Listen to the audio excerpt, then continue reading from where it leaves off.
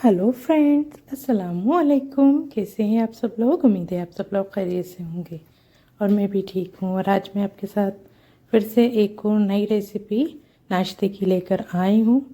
तो बहुत ही टेस्टी ये बनकर तैयार होगी और घर की चीज़ों से ही बन जाती है। तो चलिए बिना देर किए हुए रेसिपी को शुरू किया जाए।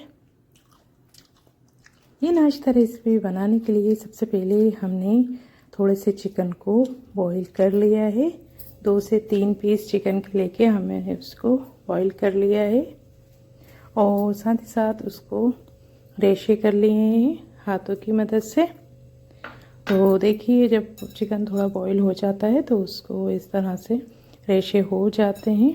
तो हमने इसको रेशे करके रख लिया था और साथ ही साथ हमने उबले हुए आलू को भी ग्रेटर की मदद से ग्रेट कर लिया है। तो हमने उबले हुए आलू ले लिए हैं।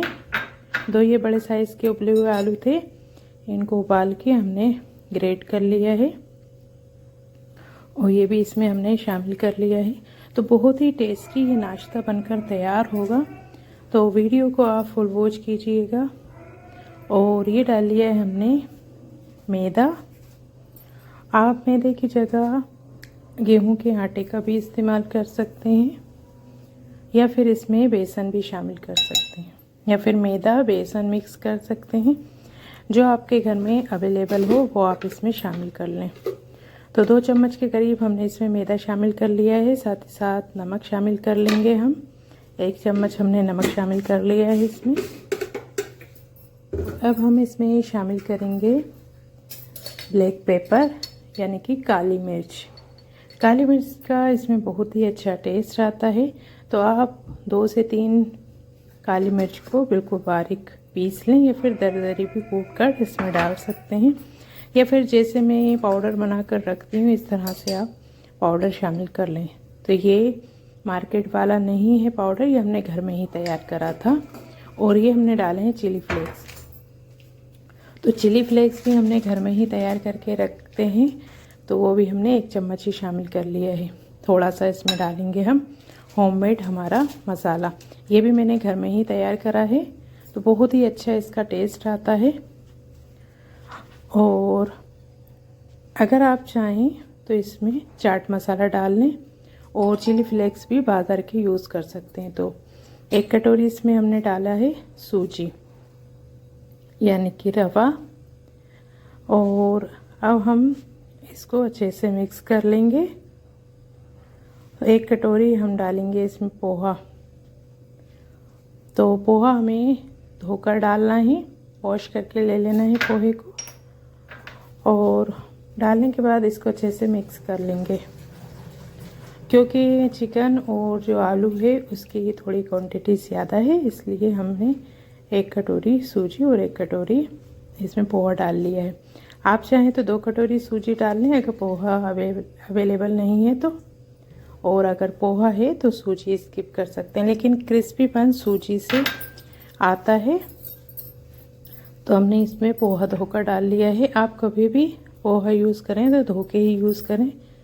और लहसुन की कलियां ले ली हैं 4, इनको हमें रफली काट कर डाल लेना है। तो लहसुन आप दरदरा कूट कर डाल सकते हैं और अगर आपके घर में पिसा हुआ रखा है तो वो इसमें शामिल कर सकते हैं। करीब आधा चम्मच, ज़्यादा नहीं डालना है, सिर्फ आधा चम्मच डालना है। लहसुन आप स्किप भी कर सकते हैं, लेकिन अगर हम चिकन इसमें शामिल कर रहे हैं तो लहसुन ज़रूर शामिल करें। तो देखें, अच्छे से मिक्स कर लें, इसको अच्छी तरीके से मिक्स करना है। और इसमें बिल्कुल पानी नहीं शामिल करना है, क्योंकि जो हमने आलू बॉईल करे थे और जो हमने पोहा डाला है धोकर, बस इतना ही काफ़ी है। और हमें अच्छे से इसको मिक्स करना है। और इसमें हमें ना ही सोडा डालना है ना ही ऑयल डालना है। ये अच्छे से अंदर देखिए, ये अच्छे से भुन चुका है और ये अंदर से सॉफ्ट बनता है। और अब हमें ले लेना है सेवइयाँ। तो सेवइयाँ देखिए हमने ले ली हैं, हर घर में मौजूद ही होती हैं सेवइयाँ। और इसको हमें इस तरह से क्रश कर लेना है। देखें, इस तरह से हमें सेवइयों को क्रश करना है। और अब हमने सेवइयाँ क्रश करके रख ली हैं। और अब हमें इसके छोटे छोटे बॉल्स तैयार करना है। तो फ्रेंड्स, आप जैसा चाहे इसमें वैसा शेप दे सकते हैं। तो हम इसमें ओवल शेप देंगे। आप चाहें तो हार्ट शेप बना सकते हैं, सर्कल शेप बना सकते हैं, ट्रायंगल शेप बना सकते हैं। तो ये आपके ऊपर डिपेंड करता है, आपको जो शेप अच्छा लगे वो आप बना कर दें। बच्चों को बहुत अच्छा लगता है अगर हम इस तरह से शेप्स में बनाते हैं। तो देखिए, हम इसको ओवल शेप में बना रहे हैं। इस तरह से अंडाकार शेप में बना लेंगे। देखिए इस तरह से, तो हाथों की मदद से ही बना रहे हैं हमने इसमें किसी चीज़ का इस्तेमाल नहीं किया है, ना ही किसी कटर का। तो आप चाहें तो जो आपके पास कटर होते हैं अवेलेबल, उससे शेप बनाएं। तो उससे अगर आपको बनाना है तो पहले इसको जो डो है ना, इसको चकोटी पे रखकर और शेप कट कर लेना है।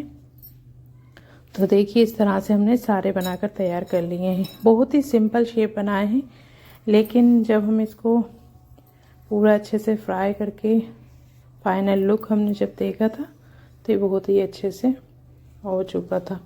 तो देखिए हमने सेवइयाँ इसमें ट्रांसफ़र कर ली थी और अब हम इसको इस पे कोट करेंगे अच्छे से। और साथ ही साथ हमें एक कटोरी में लेना है कॉर्नफ्लोर। तो 1 चम्मच हमने कॉर्नफ्लोर घोल कर रख लिया था कटोरी में। आप इसकी जगह मैदा घोल लें, या फिर आपके पास मैदा भी नहीं है, अगर आप अंडे खाते हैं तो 1 अंडा इस तरह से घोल लें और इस तरह से इसमें डिप करें। और डिप करने के बाद फिर इस तरह से इस पर कोट करें। और फिर बस हमने इधर पेन रख दिया है, इसको पहले कोट करके सारे रख लें इस तरह से, फिर हम इसको फ्राई कर लेंगे।